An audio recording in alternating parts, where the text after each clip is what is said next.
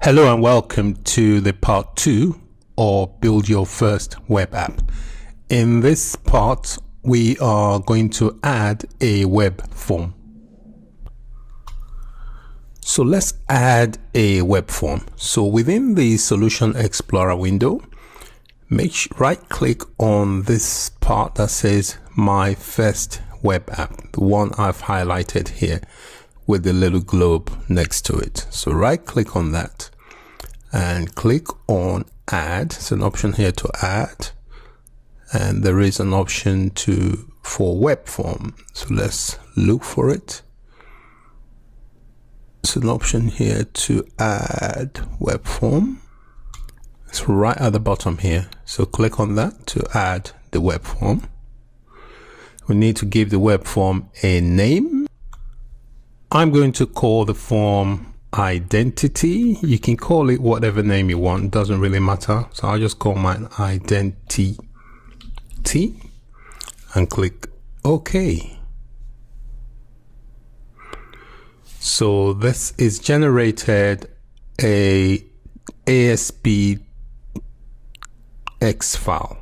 So that's the name there, identity.aspx file. So this is kind of like a web form template. Notice the HTML here, it's got the doc type and the HTML, the head, the body, and so on. And then it's got the form tag in there as well, inside the body. So it's basically generated an HTML template. The .aspx file extension is used to indicate that this page is a web form. So it consists of a combination of HTML files mixed with ASP.NET declaratives. So the first line here is an HTML, it's ASP.NET declarative, and then you've got some HTML mixed with it as well. So these ones are HTML. Then you've got the first line here, which is an ASP.NET declarative. We are going to use the designer to actually flesh out this web page. So I'm going to ignore this ASP.NET and HTML generator template here and go for the designer. So click on this option here that says designer. All right, it should generate. So inside here, whatever we create here is what the page will look like. So you can see the mouse flashing inside there. So this is where we'll start to design our form. The designer really is a convenient way. It's a visual editor.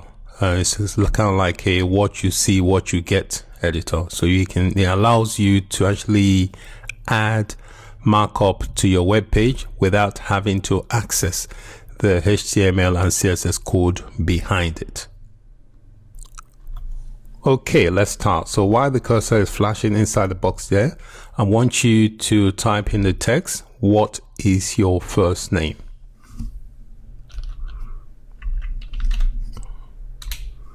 What is your first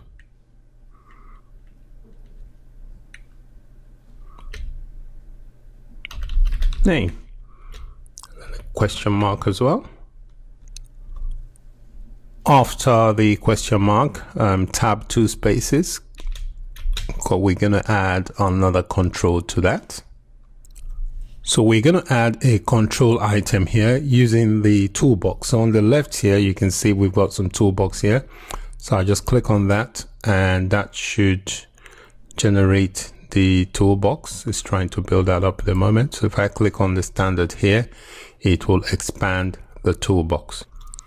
This pin here allows you to auto hide, or you can pin it if you want it to stay there for a while without moving about. Okay. All right, expand this standard one here. Just click to expand that. And if you scroll down, there should be one for a text box. This one here. So double click on it.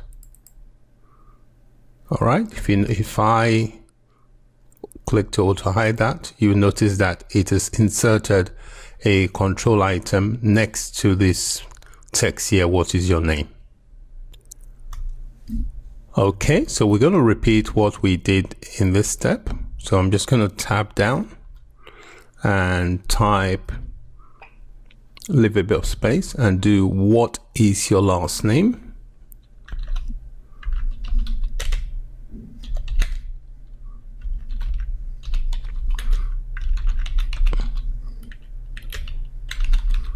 All right, and question mark, and then give 2 spaces, and then we double click on the text box again from the toolbox, double click, and it has inserted. All right, so we're beginning to see how our form would look inside the design.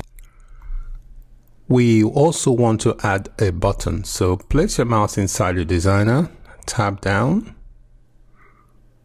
okay, and that should be enough. So we are going to add a button, see where the mouse cursor is, and in the toolbar here we've got an option called button, so I'm just going to double click. As you can see, it's inserted the button.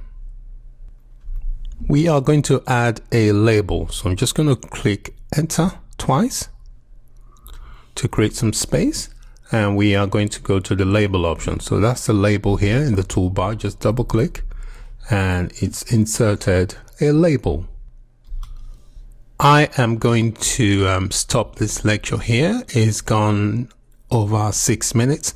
I'm trying not to make the lectures too long, so we're going to end here and we will continue in the next lecture. So we've created some controls. In the next lecture we are going to customize the controls using their property window. This property here, this is the property window I'm talking about. So we can use the property window here to customize the controls we have set up here. So see you in the next lecture. Thank you so much for watching. Bye for now.